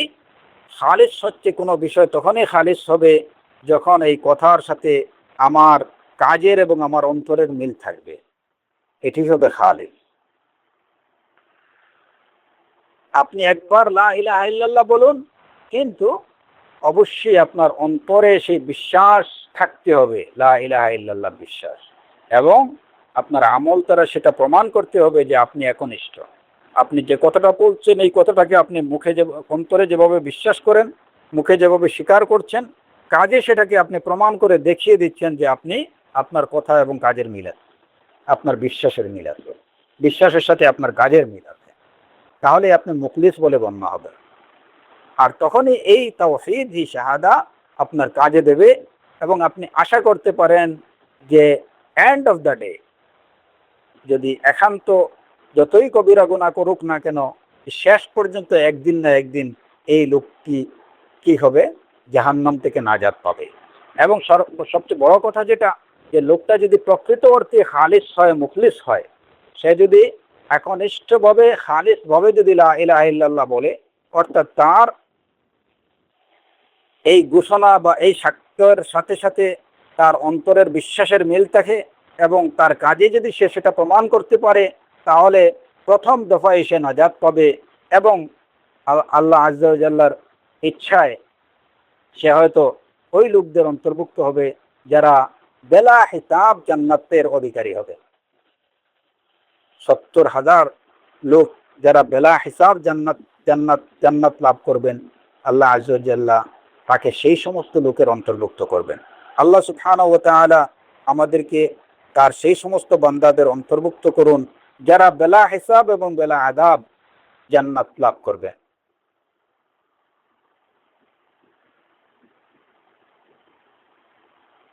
রাসূলুল্লাহ সাল্লাল্লাহু আলাইহি ওয়াসাল্লামের শাফাআত, এটা হচ্ছে জাহান্নাম থেকে নিষ্কৃতি লাভের একটা মাধ্যম। এছাড়া আরও কিছু আমল আছে, যে আমলগুলো আমাদের জেনে রাখা দরকার, যে আমলগুলো আমাদের জন্য সুপারিশকারী হবে। বিশুদ্ধ হাদিস দ্বারা যে বিষয়গুলো জানা যায়, এর মধ্যে যেমন একটি হচ্ছে রাসূলুল্লাহ সাল্লাল্লাহু আলাইহি আব্দুল্লাহ ইবনে আমর রাদিয়াল্লাহু আনহু থেকে বর্ণিত হাদিস, রাসূলুল্লাহ সাল্লাল্লাহু আলাইহি ওয়াসাল্লাম বলতেন, الصيام والقرآن يشفعان للعبد يوم القيامة. يقول الصيام: أي ربي منعته الطعام والشهوة فشفعني فيه. ويقول القرآن: يا ربي منعته النوم بالليل فشفعني فيه. قال: فيشفعان. রাসূল সাল্লাল্লাহু আলাইহি ওয়াসাল্লাম বলছেন যে সিয়াম এবং কোরআন, রোজা এবং কোরআন বান্দার জন্য সুপারিশ করবে কিয়ামতের দিন। রোজা বলবে যে, হে রব, হে আমার মালিক, আমি তাকে খানাপিনা থেকে এবং তার প্রবৃত্তি থেকে আমি তাকে নিবৃত রাখছি, অতএব তুমি তার বিষয়ে আমার সুপারিশ কবুল করো। এমনিভাবে কোরআন বলবে, হে রব, আমি রাতের ঘুম থেকে তাকে নিবৃত রাখছি, তার বিষয়ে আমার সুপারিশ কবুল করো। আল্লাহ আযজা ওয়া জাল সিয়াম এবং কোরআনের সুপারিশ কবুল করবেন। মুসনাদে আহমদের হাদিস, ইমাম আলবানী রাহিমাহুল্লাহ এই হাদিসকে বিশুদ্ধ বলেছেন। তো এই হাদিস থেকে জানা যায় যে সিয়াম এবং কোরআন এটাও কিয়ামতের দিন মুমিনের জন্য সুপারিশকারী হবে। এই বিষয়গুলো জানার সাথে সাথে আমাদের করণীয় কি, যে অবশ্যই আমি কোরআনের সাথে আমার সম্পর্ক যত গভীর হবে, আমার জন্য কোরআন তত বেশি স্ট্রং সুপারিশকারী হবে ইয়াউমুল কিয়ামা। সিয়ামের সাথে আমার সম্পর্ক যত গভীর হবে, এই সিয়াম আমার জন্য তত স্ট্রং সুপারিশকারী হবে ইয়াউমুল কিয়ামা। এছাড়াও আরো কিছু আমল আছে, যেমন জাবির ইবনে আব্দুল্লাহ রাদিয়াল্লাহু আনহু থেকে বর্ণিত হাদিস, সহিহ বুখারীর হাদিস, রাসূল সাল্লাল্লাহু আলাইহি ওয়াসাল্লাম বলেছেন, মান ক্বালা হিনা ইয়াসমাউ নিদা আল্লাহুম্মা রাব্ব হাযিহি আদ-দাওয়াতি আত-তাম্মা ওয়াস-সালাতি আল-কাইমা আতি মুহাম্মাদান আল-ওয়াসিলাতা ওয়াল-ফাদিলা ওয়াব'আথহু মাকামান মাহমুদান আল্লাযী ওয়া'আদতাহু হাল্লাত লাহু শাফাআতি ইয়াউমাল কিয়ামা। রাসূল সাল্লাল্লাহু আলাইহি ওয়াসাল্লাম বলছেন, যে ব্যক্তি আযান শোনার পরে এই দোয়া বলবে, আল্লাহুম্মা রাব্ব হাযিহি আদ-দাওয়াতি আত-তাম্মা ওয়াব'আথহু মাকামান মাহমুদান আল্লাযী ওয়া'আদতাহু হাল্লাত লাহু শাফাআতি ইয়াউমাল কিয়ামা। ইয়াউমাল কিয়ামা তার জন্য আমার সুপারিশ, হাল্লাত লাহু বিমা'না ওয়াজাবাত লাহু, তার জন্য আমার সুপারিশ আবশ্যকীয় হয়ে যাবে। তো এর জন্য এই আমলগুলা আসলে খুবই সহজ। আযান শোনার পরে আপনি 1 মিনিটও প্রয়োজন হয় না এই দোয়াটুকু পড়বেন, কিন্তু অর্থ বুঝে, আপনি কি বলতেছেন সেটা বুঝে শুনে পড়তে হবে অবশ্যই। তাহলেই দেখা যাবে যে এই দোয়ার বদৌলতে হয়তো ইয়াউমুল কিয়ামা আপনি আপনার নবীর সুপারিশ লাভের জন্য হয়ে যাবেন। সুতরাং এই ছোট ছোট আমলকে অবহেলা করার কোনো সুযোগ নেই। অনেক সময় দেখা যায় যে আযান হচ্ছে বা আযান শেষ হয়েছে, আমরা আলোচনায় মগ্ন আছি, সুবহানাল্লাহ। একজন মুমিন এই বিষয়টা জানার পরে অবশ্যই বিষয়টার প্রতি তার গুরুত্ব দেওয়া, পরিপূর্ণ গুরুত্ব দেওয়া উচিত। আব্দুল্লাহ ইবনে আমর ইবনে আল-আস রাদিয়াল্লাহু থেকে বর্ণিত অন্য হাদিসে আছে, রাসূল সাল্লাল্লাহু আলাইহি ওয়াসাল্লাম বলেছেন, আব্দুল্লাহ ইবনে আমর রাদিয়াল্লাহু বলছেন যে তিনি রাসূল সাল্লাল্লাহু আলাইহি ওয়াসাল্লামকে বলতে শুনেছেন, ইযা সামি'তুমুন নিদা রাসূল সাল্লাল্লাহু আলাইহি সাল্লামকে এই মর্মে বলতে শুনেছেন, তিনি বলেছেন, ইজা সামি'তুমুন নিদা ফাকুলু মিসলা মা ইয়াকুল সুম্মা সাল্লু আলাইয়া ফাইন্নাহু মান সাল্লা আলাইয়া সালাতান সাল্লাল্লাহু আলাইহি বিহা আশরান সুম্মা সাল্লাল্লাহু আলাইহিল ওয়াসিলা فإنها منزلة في الجنة لا تنبغي إلا لعبد من عباد الله وأرجو أن أكون أنا هو فمن سأل لي الوسيلة حلت له الشفاعة। যখন তোমরা আযান শুনবে তাহলে মুয়াজ্জিন যা বলবেন তোমরা তাই বলো, অতঃপর তোমরা আমার প্রতি দুরূদ পাঠ করো, সালাত পাঠ করো। যে আমার প্রতি একবার সালাত পাঠ করবে আল্লাহ আযজা ওয়া জাল্লা তার প্রতি 10 বার রহমত নাজিল করবেন। অতঃপর তোমরা আমার জন্য ওয়াসিলার দোয়া করো। সাল্লাল্লাহু আলাইহি আল ওয়াসিলা, ওয়াসিলা হচ্ছে মানজিলাতুন ফিল জান্নাহ, জান্নাতের একটা স্তর, বা একটা বিশেষ স্থান, যেটা আল্লাহর একজন বান্দার জন্যই হবে। এই ওয়াসিলা জান্নাতের এই বিশেষ স্থানটা আল্লাহর একজন বান্দার জন্য হবে। রাসূল সাল্লাল্লাহু আলাইহি ওয়াসাল্লাম বলছেন, ওয়া আরজু আন আকুনা আনা হুয়া, সেই স্থানের অধিকারী আমি হব, এটা আমি আশা করছি। অতএব তোমরা আমার জন্য ওয়াসিলার দোয়া করো যেন জান্নাতের ওই বিশেষ স্থানটি আমি লাভ করতে পারি। আর যে আমার জন্য সেই দোয়া করবে হাল্লাত লাহু শাফাআহ। তো এই যে আতি মুহাম্মাদানিল ওয়াসিলা, এই দোয়াটুকু রাসূল সাল্লাল্লাহু আলাইহি ওয়াসাল্লামের সুপারিশ লাভের কারণ হতে পারে। এরপরে হচ্ছে রাসূলুল্লাহ সাল্লাল্লাহু আলাইহি ওয়াসাল্লামের প্রতি সালাত পাঠ। রাসূল সাল্লাল্লাহু আলাইহি ওয়াসাল্লাম বলেছেন, আবু দারদা রাদিয়াল্লাহু আনহু থেকে বর্ণিত হাদিস, এবং এটাও যদিও তাবারানির হাদিস, ইমাম আলবানী রাহিমাহুল্লাহ এটাকে বিশুদ্ধ বলেছেন, মান সাল্লা আলাইয়া হিনা ইউসবিহু আশরান ওয়া হিনা ইউমসি আশরান আদরাকাতহু শাফাআতি ইয়াউমাল কিয়ামা। হাদিস বিশুদ্ধ। যে ব্যক্তি সকালে 10 বার দুরূদ পড়বে এবং বিকালে সন্ধ্যায় 10 বার দুরূদ পড়বে, সে আমার ইয়াউমাল কিয়ামা, সে আমার সুপারিশ লাভ করবে। আদরাকাতহু শাফাআতি ইয়াউমাল কিয়ামা। সহজ কাজ, সকাল সন্ধ্যায় 10 বার রাসূল সাল্লাল্লাহু আলাইহি সাল্লামের প্রতি দুরূদ পড়াই। যে দুরূদে ইব্রাহিমী আছে, দুরূদে ইব্রাহিম পড়তে পারেন, আমরা পড়তে পারি, এবং এটাই হয়তো ইয়াউমুল কিয়ামা আমাদের নাজাতের কারণ হয়ে যাবে। তো এছাড়া ওই যে এই আলোচনাগুলো আমরা করতেছি যে এই যে তৃতীয় প্রকার যে সুপারিশ, বিভিন্ন কারণে মানুষ তার নেক আমলের দ্বারা নাজাত লাভ করতে পারে। নবীরা সুপারিশ করতে পারেন, মুমিনরা সুপারিশ করতে পারেন, যেমন শহীদরা তারা তাদের আত্মীয় স্বজনের জন্য সুপারিশ করতে পারেন। মিকদাম ইবনে মাদি কারব রাদিয়াল্লাহু আনহু থেকে বর্ণিত হাদিস, তিনি বলেছেন, রাসূলুল্লাহ সাল্লাল্লাহু আলাইহি ওয়াসাল্লাম বলেছেন, লিশ-শাহীদি ইনদাল্লাহি সিত্তু খিসাল, শহীদের জন্য 6টা বিশেষ মর্যাদা রয়েছে। ইউগফারু লাহু ফি আউয়ালি দাফইহি, তাকে প্রথম দফায় ক্ষমা করে দেওয়া হবে। ওয়া ইয়ারা মাকআদাহু মিনাল জান্নাহ, সে প্রথমেই তার জান্নাতে তার ঠিকানাটা দেখতে পারবে। ওয়া ইউজারু মিন আযাবিল কবর, শহীদকে কবরে আযাব থেকে নিষ্কৃতি দেওয়া হবে। ওয়া ইয়ামানু মিনাল ফাজাইল আকবার, ফাজায়ে আকবর অর্থাৎ হাউলুল কিয়ামা থেকে তাকে নিষ্কৃতি দেওয়া, সে নিরাপদ থাকবে। ওয়ুদাউ আলা রাসিহি তাজুল ওয়িকার, ওয়ুদাউ আলা রাসিহি তাজুল ওয়িকার, সম্মানের টুপি তার মাথায় দেওয়া হবে। আলিয়াকুতাতু মিনহু খায়রুম মিনাদ দুনিয়া ওয়া মা ফিহা, যে টুপির একটা ইয়াকুত দুনিয়া এবং তার মধ্যে যা কিছু আছে তার থেকেও উত্তম হবে।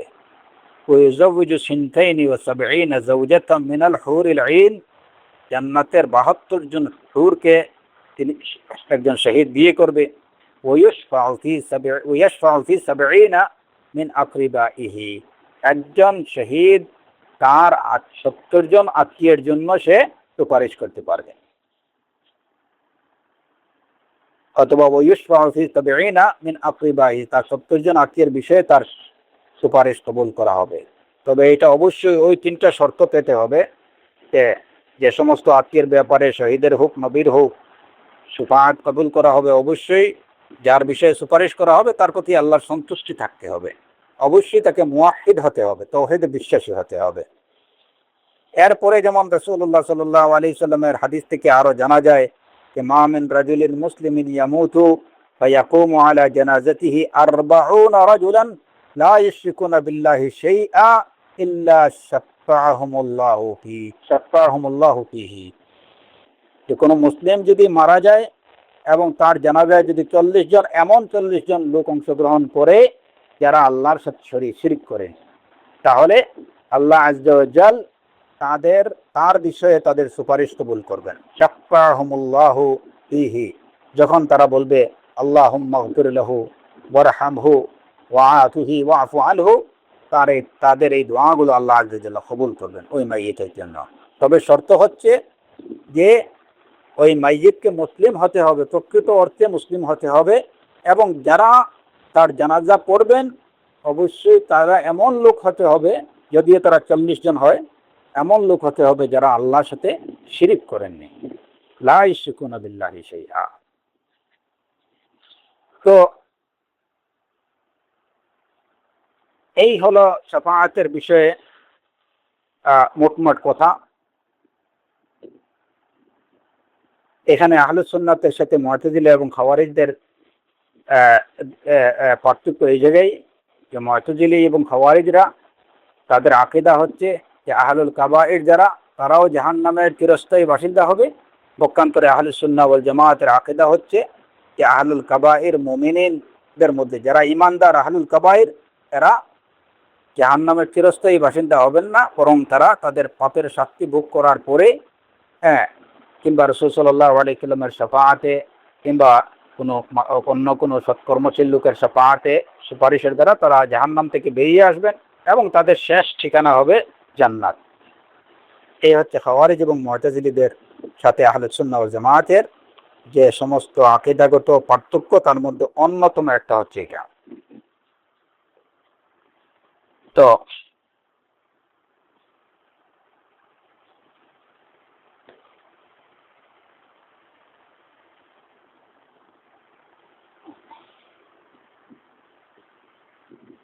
এরপরে যে বিষয়টা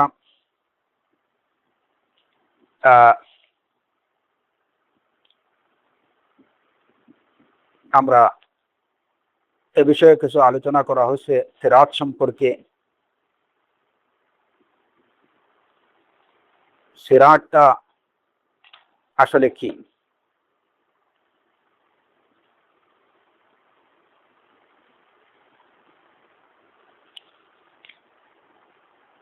সিরাত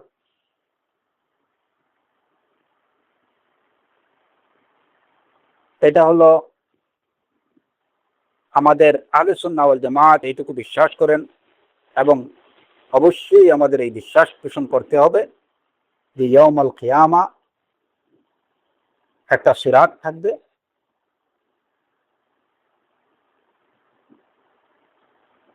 এবং এই সিরাত অতিক্রম করেই জান্নাতবাসীদেরকে জান্নাতে যেতে হবে। এই বিশ্বাস অবশ্যই পোষণ করতে হবে।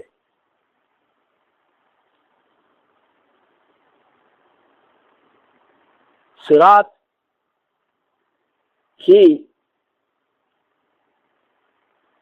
এ বিষয়ে আবু সাঈদ খুদরি রাদিয়াল্লাহু আনহু থেকে বর্ণিত হাদিস।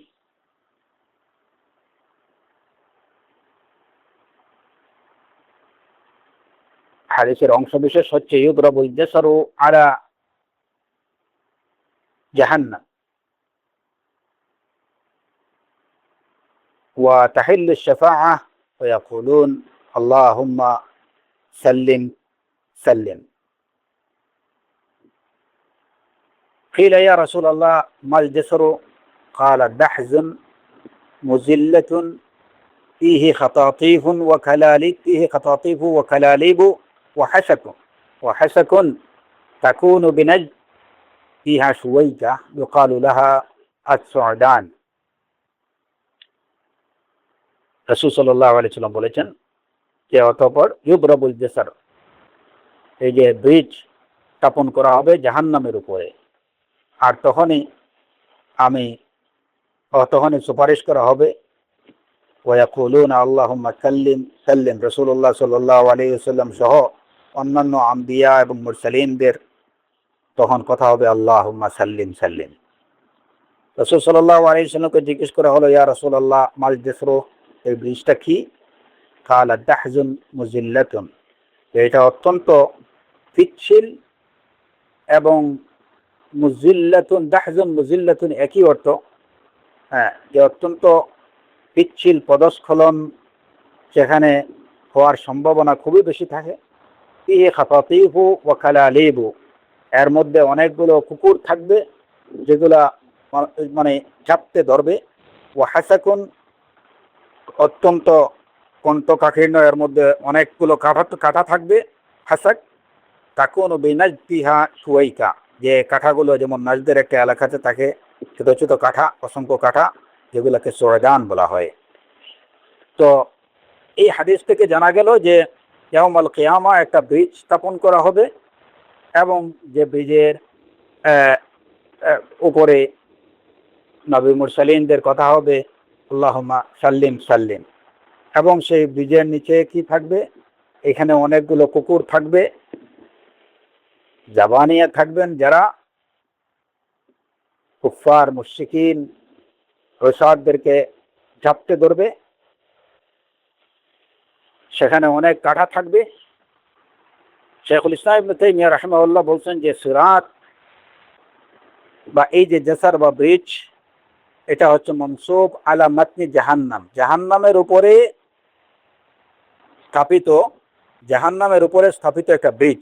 ওয়াল জাসরুল্লাযী বাইনাল জান্নাতি ওয়ান নার, জান্নাত এবং জাহান্নামের মধ্যখানে স্থাপিত, জাহান্নামের উপর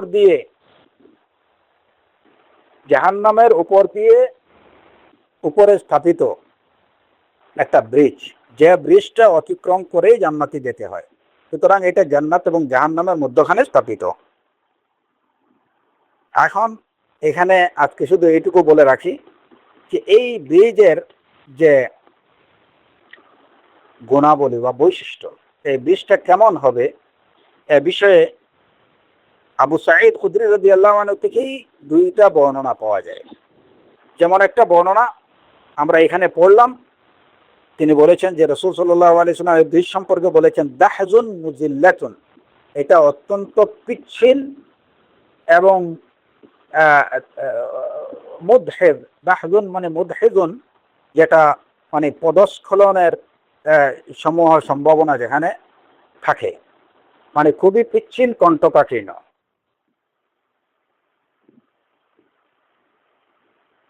আবু সাঈদ খুদরি রাদিয়াল্লাহু আনহু থেকে বর্ণিত আরেকটি হাদিস, এই হাদিসটাও কিন্তু দুইটা হাদিসই কিন্তু সহিহ মুসলিমে বর্ণিত। আবু সাঈদ খুদরি রাদিয়াল্লাহু আনহু অপর হাদিস থেকে জানা যায় যে ইন্নাহু আদাক্কু মিনাশ শা'রাতি ওয়া আহাদ্দু মিনাস সাইফি, আদাক্কু মিনাশ শা'রাতি ওয়া আহাদ্দু মিনাস সাইফি, যে ব্রিজটা চুল থেকে আরো চিকন এবং তলোয়ার থেকেও অনেক বেশি ধার। তো এই জাসার বা এই ব্রিজটা সম্পর্কে এই দুইটা বর্ণনা, একটা বর্ণনা হচ্ছে দাহজুন মুজিল্লা, পিচ্ছিল কণ্ঠকাঠিন্য, পদস্খলনযোগ্য, আর আরেকটা হচ্ছে যে এটা অত্যন্ত চুল থেকেও আদাক্কু মিনাশ শা'রাতি, একটা চুলের থেকেও আরো চিকন, ও আহাদ্দু মিনাস সাইফি, এবং তলোয়ার থেকেও অনেক বেশি ধার।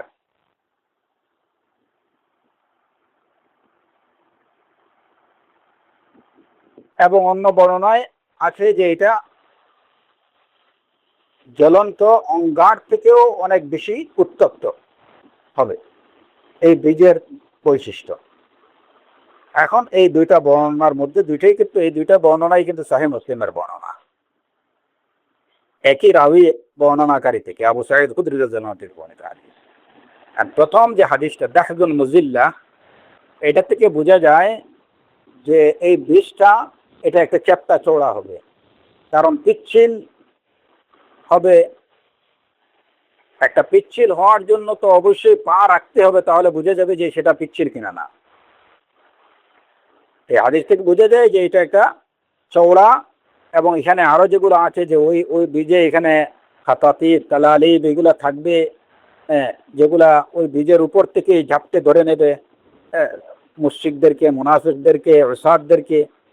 হ্যাঁ, তো এতে বোঝা যায় যে ওই বীজটা হবে একটা চওড়া বীজ, যেখানে অনেক কিছু থাকবে, যদিও সেটা হবে পিচ্ছিল, এটা হবে কণ্ঠকাঠিন্য। আর দ্বিতীয় হাদিস থেকে বোঝা যায় যে না, সেটা হবে তুল থেকেও আরো অনেক চিকন, আর তলোয়ার থেকেও অনেক ধারী। তো এই দুইটা হাদিস বিষয়ে উলামায়ে কেরামরা কি বলছেন প্রকৃত অর্থে, এই যে জাসার বা এই ব্রিজের বৈশিষ্ট্য কি হবে, অবশ্যই সেটা আল্লাহ আযজা ওয়া জাল্লা সবচেয়ে ভালো জানেন। কিন্তু বাহ্যিকভাবে আমরা দেখতেছি যে দুইটা হাদিসের মধ্যে একটা মানে বাহ্যিকভাবে দুইটা হাদিস সাংঘর্ষিক। এই দুই হাদিস সম্পর্কে উলামায়ে কেরামরা কি বলেছেন, এবং আমরা সিরাত সম্পর্কে আমাদের আকীদা বিশ্বাস কেমন হবে, যদি এ বিষয়ে প্রয়োজনীয় মৌলিক কিছু আলোচনা ইতিমধ্যে হয়ে গেছে। কোরআনে কারীমের এই আয়াতের প্রেক্ষিতে সূরাত মারইয়ামের ৭১ এবং ৭২ নম্বর আয়াত, ওয়া ইম মিনকুম ইল্লা ওয়ারিদুহা কানা আলা রাব্বিকা হাতমান মাকদিয়্যা সুম্মা নুনাজ্জিল লাযীনা ইত্তাকাও ওয়া নাযারুজ যালিমিনা ফিহা জিসিয়্যা। তোমাদের প্রত্যেককেই ওয়া ইম মিনকুম ইল্লা ওয়ারিদুহা, ওয়ারিদুহা মানে ওই ওই জাসর,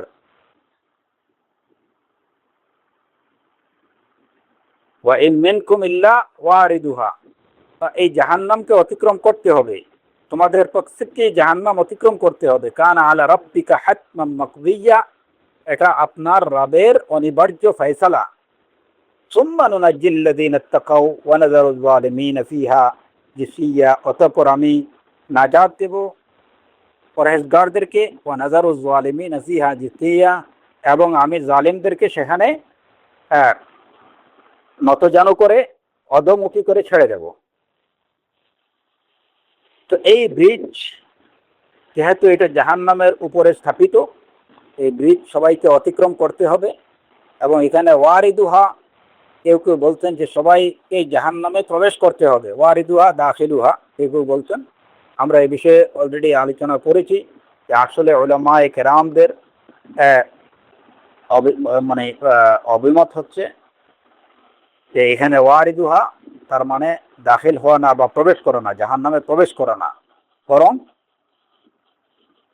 অতিক্রম করা। ওয়া ইম মিনকুম ইল্লা ওয়ারিদুহা, তোমাদের মধ্যে প্রত্যেককেই জাহান্নাম অতিক্রম করতে হবে। এবং এটা হচ্ছে কানা আলা রাব্বিকা হাতমান মাকদিয়্যা, এটা হচ্ছে আপনার রবের অনিবার্য ফয়সালা, আল্লাহ তাআলা বলছেন। তো এখানে উরুদ বিমানা দুখুল কেউ বলেছেন, কিন্তু আসলে যেটা দেখা যায় যে বেশিরভাগ উলামায়ে কেরামদের অভিমত হচ্ছে এখানে উরুদ মানে হচ্ছে অতিক্রম করা, মুরুর, অতিক্রম করা।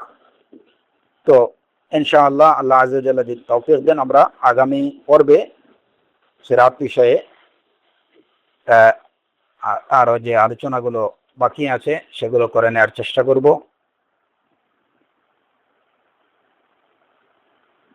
আল্লাহ সুবহানাহু ওয়া তাআলা আমাদের প্রত্যেককে মুমিন মুখলিস হওয়ার তৌফিক দান করুন, এবং রাসূলুল্লাহ সাল্লাল্লাহু আলাইহি ওয়াসাল্লামের শাফাআত লাভে ধন্য হতে পারি এমন সব আমল করার তৌফিক আমাদেরকে দান করুন। এবং বিশেষ করে আল্লাহ আযজা ওয়া জাল্লার কাছে আমাদের প্রার্থনা